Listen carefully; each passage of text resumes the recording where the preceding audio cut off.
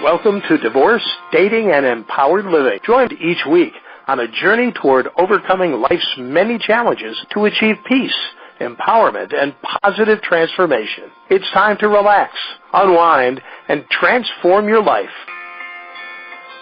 Hello, everybody. This is Amy Sherman. I'm a licensed mental health counselor and a dating and relationship coach, and I am now hosting the Divorce, Dating, and Empowered Living show on WGSN-DB Going Solo Network. I'm very excited today because I have a special guest who's going to speak on the importance of communication, especially after divorce with family and children. Her name is Andrea Perlin. She's a licensed mental health counselor and the founder of Boca Family Therapy. She has extensive experience helping children, adolescents, adults, and families in both individual, group, and couple settings. She specializes in the assessment of children, adolescents, and adults, offering insight for behavior management, anxiety, depression, conflict resolution, divorce, addiction, adoption, and infertility. Andrea has developed interactive communication workshops as well as to help individuals, families, and businesses learn the importance of listening and how to change the way they communicate. She completed her master's in science at Barry University, and she received both an MBA and a BBA from the University of Miami. Wow, very impressive, Andrea. Welcome. Oh, thank you for having me, Amy. Oh, it's quite all right. So I'm excited to hear your take on communication and how important it is. As we all know, it certainly is in relationships and dealing with our children, our spouses, our ex-spouses. So let's get started. Tell us, first and foremost, why is it so important that you should communicate assertively? What exactly does that mean? Well, communication is an essential life skill that allows individuals to better understand and connect with one another. If you don't have good communication, then your connections are going to be not in a great place. If you're divorced, if you're married, if you have children, in business, and all aspects of your life, it's the one thing that really impacts every area of your life. Absolutely. And we know that if assertive communication is not effective, it's going to change how your children are going to communicate as they grow up. Have you had any experiences with the children that you've worked with and seen how these children have had problems with other children or with their family members? Well, learning how to be assertive is probably one of the biggest skills that I try to teach families, children, and people in business. I try to teach how to use I statements. So if you're talking from a position of I feel angry versus saying you made me angry when, you're already beginning to talk about your feelings and how it impacted you. The other person is going to be on the defensive because they feel like you're criticizing and shaming them. And so they're automatically going to shut down, and it's going to turn into an argument instead of having an open dialogue. I try to teach that for people who are going through divorce, for children even when they're interacting with their teachers. Whatever aspect of life, to talk about your feelings as opposed to how the other person, they made them mad and things like that. It's very important to be assertive in talking in that fashion. Do you find, and I know with my clients, it's difficult to change patterns of behavior. I know when I talk about this same topic with my clients, they have difficulty when they're in a confrontation, for instance, speaking from the I position as opposed to the you position. Do you have any special techniques to help them do that, to remind them how to speak that way? Because it is a little awkward, to remember I feel this, that, and the other thing as opposed to you made me feel this way. So any thoughts on that? Yeah, I tell parents all the time to take a parent time out, for them to listen to what it is that someone has said to them, absorb it, and then go back to it. You don't have to give that knee-jerk response. It is very difficult to use I statements and to use it all the time. But if you used it 50% of the time and just a little bit more than you are now, it'll become natural to you as time progresses. That's great. That's great advice. Yeah, I'm going to do that with my clients as well, to take a little time out, to kind of not respond or react so fast, but rather respond to what they're hearing. You also talk about why listening is just as important as being the communicator. Can you speak on that? Well, as a teacher said to me a long time ago, we have 2 ears and 1 mouth. So you should be listening twice as much as you should be talking.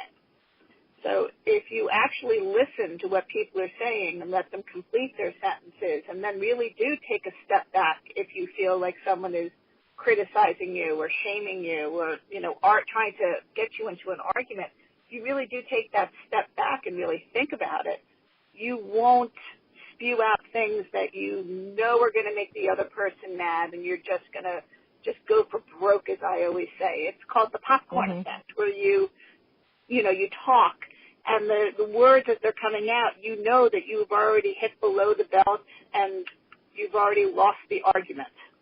So try to just take a step back from it all. Yeah, that's great.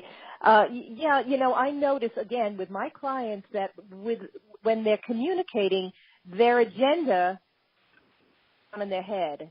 They want to make their point, so they're not really listening to what the other person is saying. So I talk to them about parroting and repeating what they heard, just to make sure that they actually heard what the other person was saying. Again, that style of communication is difficult to remember to do when you are talking to somebody and trying to, make your point. But it is important, to actually be a good, effective listener and try not to put your agenda, before the actual conversation is happening. You want to, everybody wants to make their point. But when you're having a conversation with somebody, you got to listen to what they're saying because, your point may be your point, but they also have a point as well. So that has to come across as well. And, it's very, I think it's really more important to be a good listener than even to be a good communicator just because of that. But you also have to remember that, especially when you're dealing with children or if you're dealing with someone who you're divorcing, it's important to validate their feelings, to let them know, I hear what you're saying. And then to kind of, again, start a dialogue. And if you're not ready to speak about it right now, say, you know what, I'm not ready to speak about this at this moment. Give me a few minutes. Let me think about what it is that you have said. And hopefully the other person will give you that space so you could really think about what it is that you heard, that you really do listen to what it is that they have said, and then you're able to think about it and not react, but talk from, your experiences or actually from your feelings. In dealing with children, and communicating with them, so what kind of style or practices do you recommend to parents when they're dealing with, I imagine very young children, you have to communicate differently, obviously, than older children. And what kind of lessons can you give a parent in dealing with a child in different stages? Well, I have communication workshops that I do, and I also use the same pieces that are in the workshops in individual and family therapy. And I use building blocks, basic building blocks to teach the importance of whether or not you're using words that are too difficult for a child to really even understand and comprehend. At different stages, children understand different things. So if you say to a child, say, go and clean your room, and you walk into the room and the child, you see a clean floor, but the bookshelves are empty, you're saying to yourself, well, where did you put everything? And so you open up the closet and, the books hit you on the head because you didn't give detailed or words that really a child can understand. So you need to be specific. You need to be clear. And with the building blocks and the workshops that I do, you really get a good grasp of whether or not you're using words that someone understands or, that they can really comprehend what it is that you want them to do. So I try to teach parents to use appropriate language, mostly. That's great. You don't think about that when you're communicating and telling a kid to clean the room, that they just may throw it all in the closet, and then, the room is clean. That's great. What about teenagers? My son's favorite place is under the bed as well. Right. Exactly. But what about teenagers? They're so defiant. They want to, whatever you tell them, they're going to do the opposite. Is there another tactic that you would recommend for teenagers in dealing with them? Sure.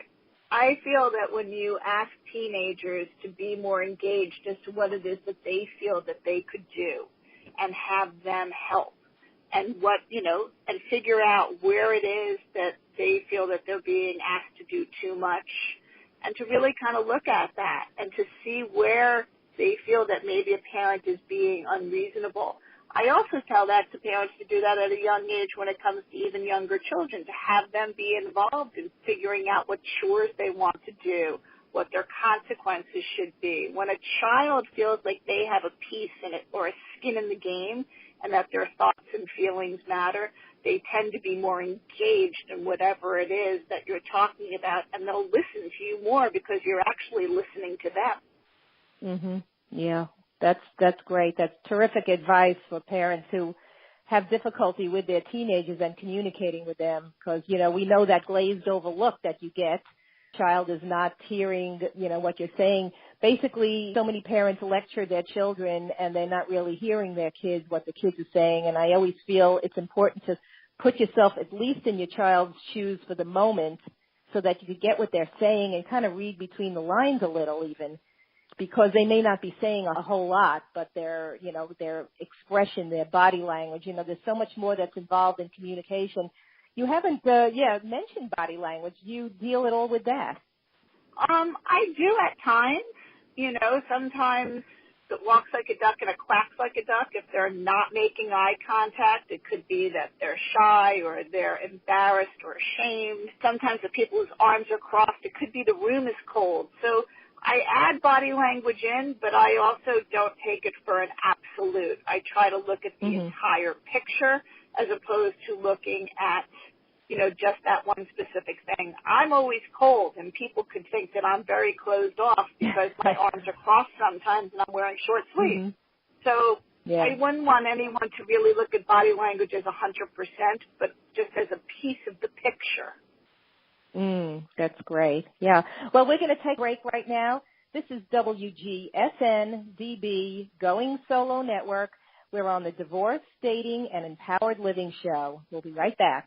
This is Cece Schatz, and I'm an inspirational speaker, divorce, life, and transitional coach with a unique style of healing from within. With that, been here, done that approach to life.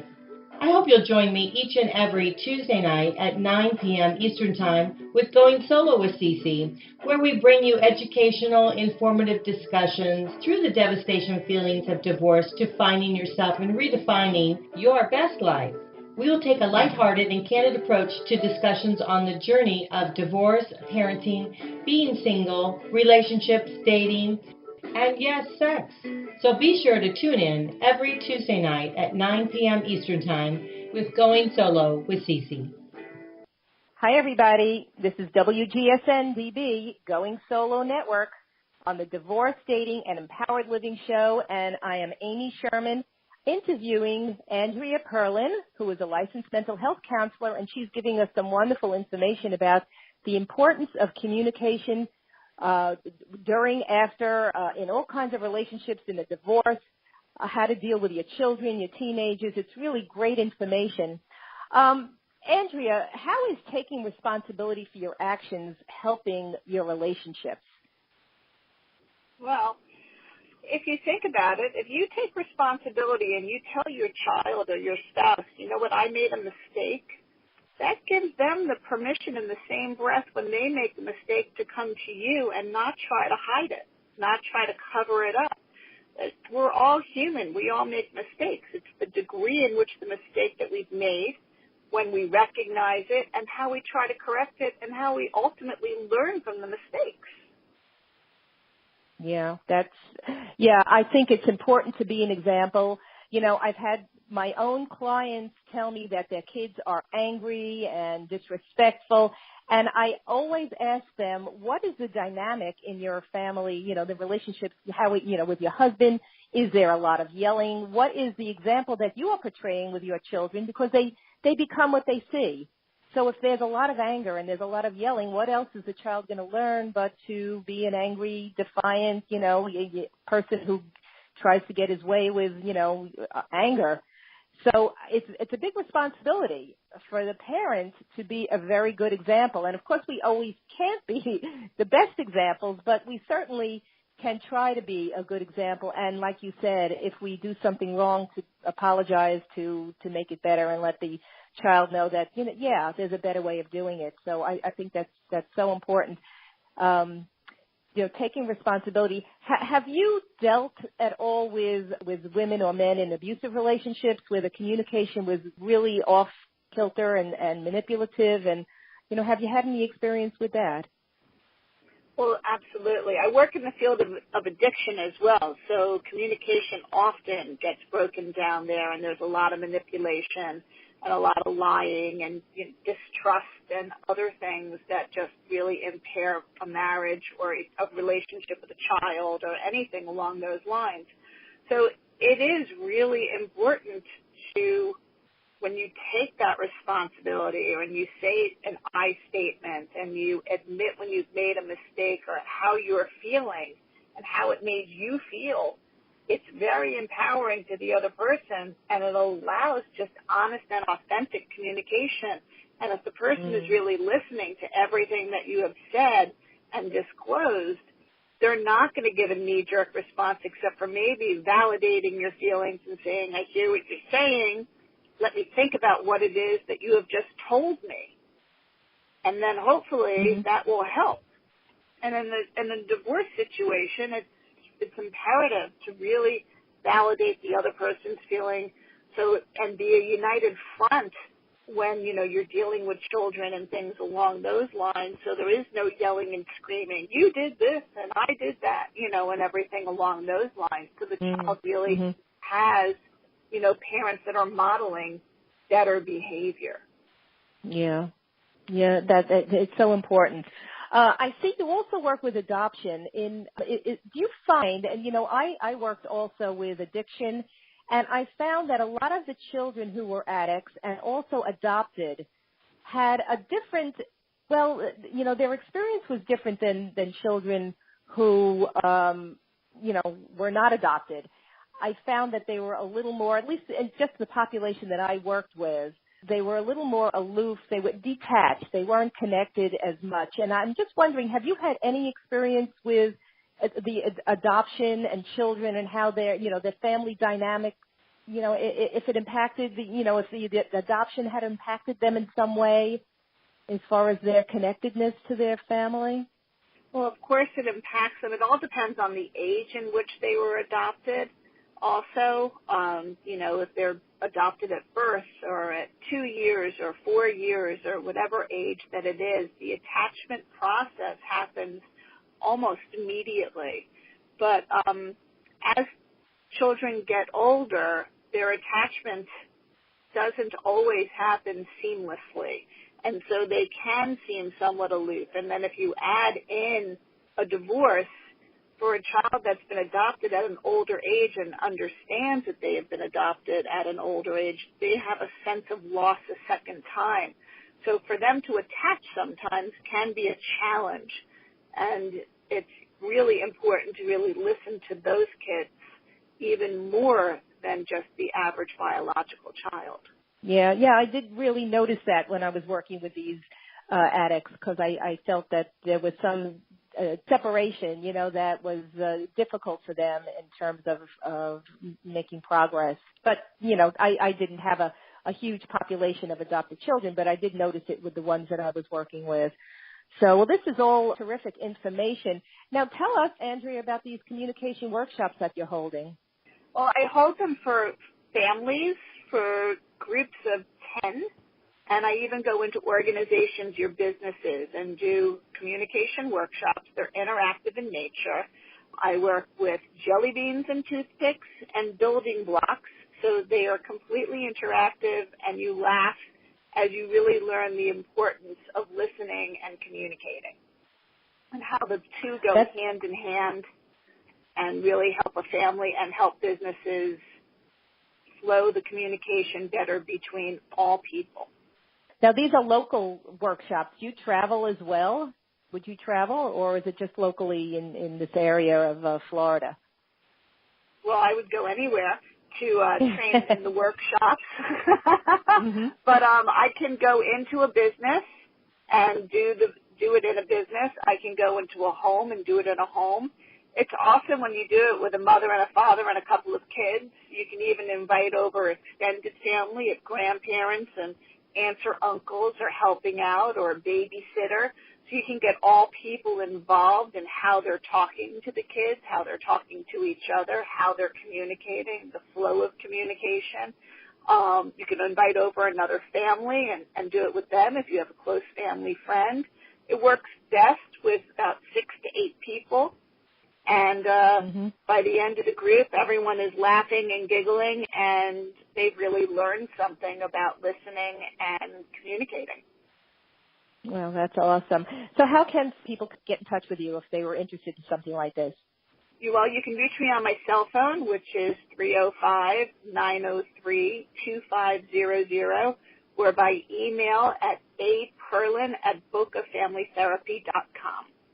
Okay, and that's APERLIN at Boca, BOCA, familytherapy.com. Okay, anything else any other pearls of wisdom do you have you want to share? I think we've covered a lot. I would just say when it comes to teenagers, an extra added bonus that I have recently learned about is that if you actually ask your teen with time, and I've done it with clients and I've done it with my own, let me see what you're looking at YouTube. If you can get into the inner sanctum of their cell phone and some of the things that they find funny and some of the things that they are watching on, the various channels that they are looking at, it can be very enlightening if you get into that world. And you can really discover an awful lot. And that is something that, no words, no anything can really overcome if you can really see what it is that they're looking at. Wow, that's a great tidbit. Thank you so much, Andrea, for that one. I love that. Okay, well, thank you again, Andrea. This was very enlightening. And thank you, everybody, for joining us. This is Amy Sherman, and I hope to see you again next time. We are at WGSN-DB Going Solo Network on the Divorce, Dating, and Empowered Living Show. We will see you next time. Bye now.